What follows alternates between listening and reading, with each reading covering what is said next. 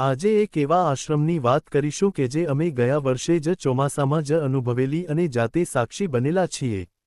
અમને ખ્યાલ નહોતો કે આ આશ્રમ આટલી મોટી સેવા કરતો હશે. આ આશ્રમની સેવા જોઈને અમે એટલું જ કહી શકું કે આ મોરારીને જે વ્યાસપીઠ પર બેસીને સરકારને ભલામણ કરે છે એને ખરેખર આ આશ્રમ વિશે અને તેના કાર્ય વિશે જાણીને આ વાત કરવી જોઈએ. જ્યારે હોય ત્યારે સ્વામિનારાયણનો વિરોધ કરવા ઉતરી જાય છે. આ આશ્રમ એક સ્વામિનારાયણના સાધુ તેમનું સંચાલન કરે છે. આ આશ્રમનું કાર્ય તમે સાંભળશો તો તમે ખુદ કહેશો કે ભગવાન સ્વામિનારાયણના સાધુઓ ધર્મ માટે તો સેવા કરે છે પણ સમાજ માટે પણ કેટલું કાર્ય કરી રહ્યા છે.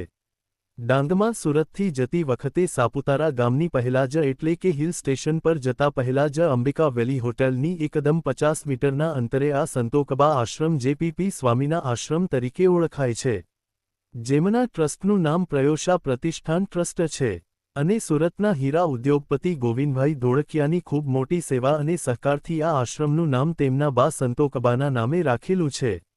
અને આ SRK ફાઉન્ડેશન એટલે કે ગોવિંદ કાકાના સંકલ્પે પીપી સ્વામીના માર્ગદર્શન હેઠળ ડાંગ જિલ્લાના 311 ગામમાં હનુમાનજીના 311 મંદિર બનાવવાનો સંકલ્પ કર્યો છે.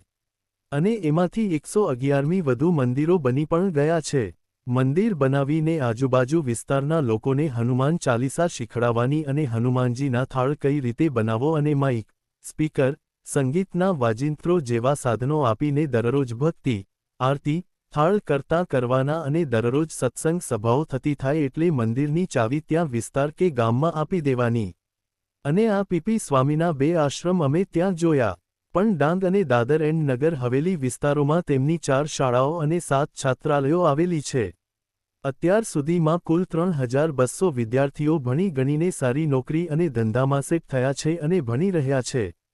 સાપુતારાના આશ્રમમાં જ 250 જેટલા વિદ્યાર્થીઓ જેમાં 50મી 60 વિદ્યાર્થીઓ 11-12ના સાયન્સના છે અને વિદ્યાર્થિનીઓ છે અને બીજા આશ્રમ અને શાળાઓમાં 3200મી વધુ બાળકો ધોરણ 7મી 12 સુધીમાં સંપૂર્ણપણે મફતમાં રહેવાનું, જમવાનું, કપડાં સહિત અભ્યાસની લગતી તમામ વસ્તુઓ, જાણે છોકરાઓને દત્તક લીધા હોય એ રીતે તેમની સેવા કરે છે. આજે એ બાળકો વેકેશનમાં ઘરે જાય તો તેમના ઘરે માંસ મટન તો ઠીક પણ લસણ ડુંગળી પણ નથી ખાતા એવા આ આશ્રમના બાળકો છે. જેના લીધે તેમના જ પરિવારો તેમના જેવું જીવન જીવીને સ્વામિનારાયણનું ભજન કરતા થયા છે. અને હજારો પરિવારોનું ધર્માંતરણ અટક્યું છે. અમે સાપુતારા ફરવા ગયા તો હોટેલોમાં કોઈ રૂમ મળે તેમ નહોતું, બધી હોટેલો ફૂલ હતી. એટલે આ આશ્રમમાં રોકાવવાનું થયું. આશ્રમમાં પણ જગ્યા નહોતી પણ પીપી સ્વામીએ સારી રીતે વ્યવસ્થા કરાવી આપી. અને રાત્રે ત્યાં કેમ્પસમાં અમે લોકો બેઠા હતા એટલે બાજુમાં આશ્રમના વિદ્યાર્થીઓ બેઠા હતા તો આ બધી વાત અમે આ છોકરાઓ પાસે જાણી. એટલે સ્વાભાવિક રીતે ધાર્મિક સ્થાન હતું એટલે મફતમાં ના રહેવું જોઈએ. એટલે અમે વિચાર્યું હતું કે આપણે હોટેલમાં રોકાવી તો કેમ ત્યાં પૈસા દેવા પડે. એટલે એ પૈસા અહીંયા આપણે લખાવી દઈશું. પણ રાત્રે આ વિદ્યાર્થીઓ પાસે વાતો જાણી તો થયું કે આ આશ્રમ ખૂબ સારું કામ કરે છે. એટલે અમે થોડાક વધુ પૈસા સવારે ત્યાં લખાવ્યા. અને સવારે ત્યાં એક સંત છે તેમને પણ આ સેમ વાત કરી. એટલે જે કોઈ સાપુતારા ફરવા જાય છે તો અવશ્ય આ આશ્રમની મુલાકાત લેજો જેનું એડ્રેસ અને માહિતી વિડીયોના ડિસ્ક્રિપ્શનમાં આપેલી છે. તમારાથી જે કંઈ નાની મોટી સેવા થાય તેમ હોય તે દાન અવશ્ય કરવું.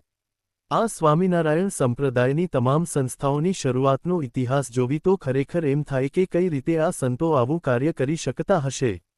આ તો લોકો અત્યારે જોવે તો કે સ્વામિનારાયણના સાધુને તો જલસા છે 4 વ્હીલરમાં ફરવાનું અને કેવા માન સન્માન મળે. અરે ભાઈ તમે તેમને ઉપરથી જોવાનું બંધ કરો. તેના પાયા કઈ રીતે નાખ્યા છે, કઈ રીતે આ કાર્યો થાય છે એ વિચારો. અને મેં એ તમને વાત કરી એ આ પ્રયોશા પ્રતિષ્ઠાન ટ્રસ્ટની 10% પણ વાત નથી કરી. અમે ઘણા સમયથી આ વિડિયો મૂકવા માંગતા હતા. પણ આ પીપી સ્વામીની કોઈ માહિતી પ્રચાર માટે ફેસબુક કે યુટ્યુબમાં નહોતી. પણ આજે જ ખુદ પીપી સ્વામીનું યુટ્યુબમાં પોડકાસ્ટ જોયું એટલે વિડિયો બનાવ્યો. આ પોડકાસ્ટ તમે અવશ્ય સાંભળજો જેનાથી તમારા મનમાં જે સ્વામિનારાયણ સંપ્રદાય પ્રત્યે નફરત હશે અને તમે કઈ જગ્યાએ સ્વામિનારાયણના વિરોધ માટે અને તમને કોણ પાપના ભાગીદાર બનાવે છે એ ખ્યાલ આવશે. એટલે તમને લોકોને 2 હાથ જોડીને વિનંતી કરવી છીએ કે આ પીપી સ્વામીનું પોડકાસ્ટ અવશ્ય સાંભળો. તેમાં તેને કહેલી એક પણ વાત ખોટી નથી. કારણ કે તેઓ પહેલા બીએપીએસ સંસ્થામાં 25 વર્ષ સાધુમાં રહીને સેવા કરી હતી અને ગુરુહરિ પ્રમુખ સ્વામી મહારાજના આશીર્વાદ અને તેમના વચને જ પીપી સ્વામીએ આ કાર્ય ચાલુ કર્યું છે.